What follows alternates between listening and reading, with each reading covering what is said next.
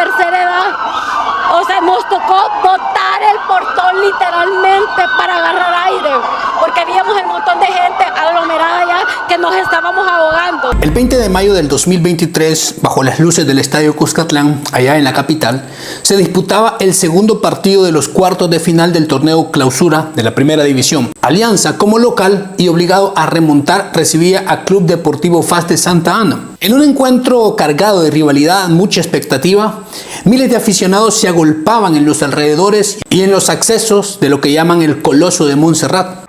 ¿Por qué? Porque eran dos puertas y no de portón, eran puertas de casa para 4.000, 5.000 personas. Cerraron el portón aproximadamente 25 minutos. La gente empezó a empujar. La gente botó el portón porque quería vivir, no quería ver el partido. Yo salí de ahí para vivir. Yo pensé que el hijo se me había ido. Todos ansiosos por vivir una noche de fútbol intenso, pero luego de muchos imprevistos, ánimos caldeados y decisiones muy irresponsables, lo que debía ser entretenimiento sano se transformó en euforia, en horror, convirtiéndose así en la tragedia más oscura de la historia del fútbol salvadoreño.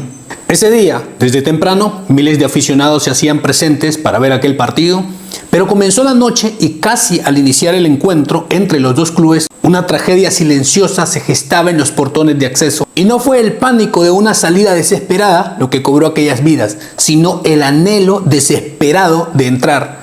Cientos de aficionados se agolpaban afuera.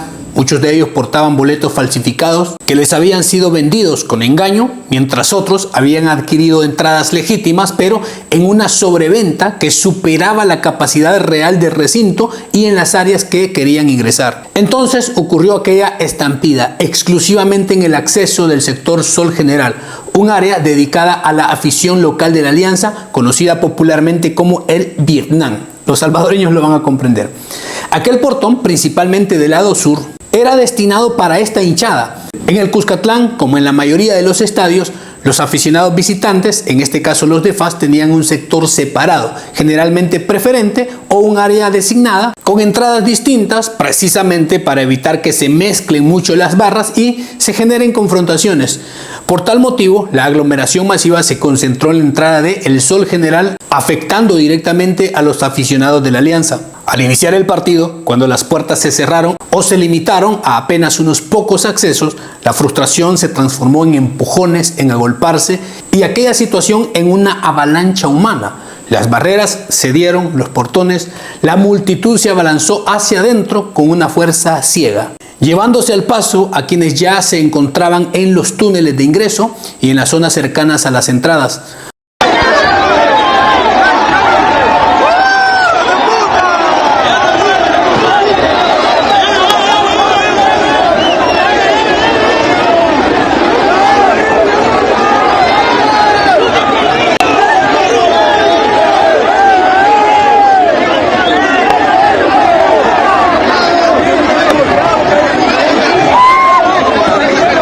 Hombres, mujeres, jóvenes, muchos quedaron atrapados en esta situación, sofocados por la presión de cientos de personas que solo querían ver un partido de fútbol, pero generaron estos disturbios. Fue una tragedia nacida de la negligencia, del fraude y de la falta de controles. Una noche en la que el deseo de vivir la pasión por el deporte se convirtió de forma inesperada y devastadora en la página más oscura en la historia del fútbol salvadoreño. Una noche de fútbol se transformó en una velada de luto, todo a raíz de una avalancha humana en el sector Sol General del Estadio Cuscatlán, que provocó la muerte de 12 aficionados mientras se realizaba el partido entre la Alianza Fútbol Club y el Club Deportivo FAS. Confirmó que hubo una sobreventa de boletos electrónicos. Asimismo, el director policial aseguró que miembros de la institución sugirieron a las autoridades deportivas, ante la evidente saturación del recinto, abrir un tercer acceso, pero que no se admitió la apertura. El jefe de comandos de salvamento, Carlos Alvarado, ha informado que más de 100 personas fueron trasladadas a diversos centros asistenciales con diversos traumatismos y señales de asfixia. La tragedia se vivió de forma simultánea fuera y dentro del Estadio Cuscatlán y transformó el recinto en un escenario de caos, desesperación, en todas las zonas, fuera del estadio, en los portones y en los túneles. Ante el caos y la tragedia, los primeros que llegaron fueron aficionados que lograron salir o que no habían sido alcanzados por la presión.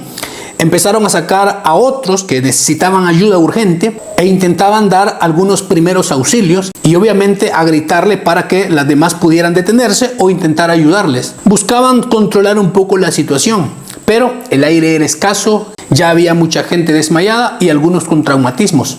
En pocos minutos, muchas personas fueron atendidas y cargadas hasta el terreno de juego, que se convirtió en el principal punto de atención improvisada. Las imágenes en vivo mostraron decenas de personas tendidas sobre el césped. Unos recibían atención de primeros auxilios, acciones cardíacas, otros se les trataba de dar aire con abanicos o camisetas de los propios aficionados, mientras el descontrol continuaba. Los cuerpos de socorro presentes, comandos de salvamento, protección civil, llegaron rápidamente y atendieron en la cancha misma porque era el único espacio disponible. Se brindó en ese momento atención a alrededor de 500 personas cerca del campo de juego. Posteriormente se supo que entre 88 y 100 personas fueron trasladadas a hospitales en ambulancias. Hubo decenas de personas con crisis de ansiedad, rasguños, traumatismos leves, moderados, algunos severos y especialmente casos de asfixia. Posteriormente, las autoridades confirmaron de manera oficial el fallecimiento de 9 personas. Había tanta gente que el portón no soportó y se fue para abajo y no se movió. ¿Por qué crees que pasó esto? Porque solo habían 2 puertitas abiertas y nada. ¿La cerraron en algún momento? Sí. Hubo un momento en el que, cuando yo estaba tranquilo todo, estaba un montón de gente y cerraron las puertas, insultos, abrieron y ahí la gente empezó a empujar y un punto en el que yo ni respirar podía, estaba así viendo para arriba y intentando respirar. El partido se detuvo de inmediato, jugadores, árbitros, cuerpo técnico quedaron paralizados al ver la cancha convertida en un puesto de emergencia médica. Miles de aficionados que ya estaban en las gradas bajaron o se quedaron en shock. Algunos de los que estaban abajo ayudaron a cargar a las personas que necesitaban ayuda.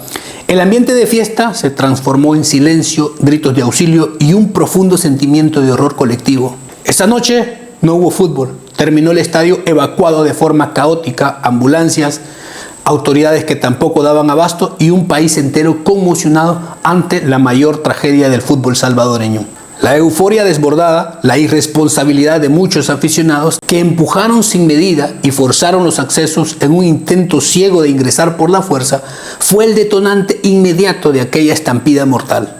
Sin embargo, esa conducta no nació en el vacío, fue alimentada y magnificada por una organización deficiente, por una comprobada sobreventa de boletos y por la reventa también de muchas entradas falsas. Problemas que ya se conocían y se habían denunciado desde tiempo atrás en el fútbol salvadoreño. Esa noche todos los errores humanos acumulados, la negligencia, el control de las puertas, la falta de personal suficiente, la indiferencia ante las irregularidades, se juntaron de forma trágica, convirtiendo lo que debió ser una noche de pasión deportiva en la página más negra, más oscura y dolorosa en la historia del fútbol salvadoreño. Aunque las primeras investigaciones se centraron en la organización del partido, ninguna detención recayó sobre dirigentes de la Federación Salvadoreña. Pero 5 días después de la tragedia, la policía capturó a 5 personas vinculadas directamente a la gestión del evento. El presidente del Club Alianza, Pedro Hernández, el gerente de seguridad del club, Edwin Abarca, la gerente financiera Zoila Córdoba y el gerente general de la empresa administradora del estadio, Reinaldo Avelar. Además, el encargado de las llaves del recinto, Samuel García. Todos enfrentaron cargos por homicidio culposo, lesiones culposas y estragos públicos, acusados de haber permitido, por negligencia, por mala administración, la sobreventa de los boletos y la circulación de aquellos tickets falsos, además de todo el colapso de los controles de acceso que terminaron cobrando la vida de aquellos aficionados. La tragedia de aquella noche del 20 de mayo dejó consecuencias inmediatas, profundas en el fútbol salvadoreño. La federación suspendió de inmediato todos los partidos de la jornada siguiente y poco después detuvo y canceló por completo el torneo Clausura 2023, interrumpiendo la competencia en plena fase de cuartos de final. Alianza recibió una multa de $30,000 y sus aficionados fueron sancionados con la prohibición de asistir al estadio durante un año. Además, se abrió una investigación criminal que derivó en la detención de dirigentes del club y los administradores del estadio. Se ordenó también una revisión general de todos los protocolos de seguridad en los recintos deportivos del país. El fútbol nacional entró en un periodo de duelo y cuestionamiento que marcó el final anticipado de aquella temporada. Esa tragedia no fue un accidente aislado, sino la culminación dolorosa de años de tolerancia ante irregularidades que se habían normalizado hasta volverse invisibles. Durante demasiado tiempo, la sobreventa de boletos, las entradas falsas, el descontrol en los accesos, la total falta de protocolos reales de seguridad fueron vistos por muchos como parte de la cultura del fútbol, como algo inherente a la pasión desbordada de las gradas. Sin embargo, no era una tradición ni esencia del deporte. Eran errores y malas prácticas compartidas de dirigentes que priorizaban la recaudación sobre la vida, de organizadores que miraban hacia otro lado y de aficionados también que en su euforia también empujaban todos los límites del orden. Esa noche todas estas fallas se acumularon, se encontraron y cobraron un precio irreparable, revelando que lo que se había aceptado como costumbre, mala costumbre, era en realidad una bomba de tiempo que finalmente estalló. La estampida en el Cuscatlán ha sido el hecho más negro en la historia de este fútbol, una herida que aún permanece abierta, pero ojalá los cambios que esta tragedia forzó en seguridad, organización y una conciencia colectiva, más respeto, mejor cultura, sean lo suficientemente profundos para que nunca más se vuelva a contemplar una desgracia como la de aquella noche. Pero bueno, deje usted su opinión en los comentarios. Muchísimas gracias por apoyar siempre el contenido, por los videos, por llegar hasta el final. Cuídense mucho, nos vemos. Hasta la próxima.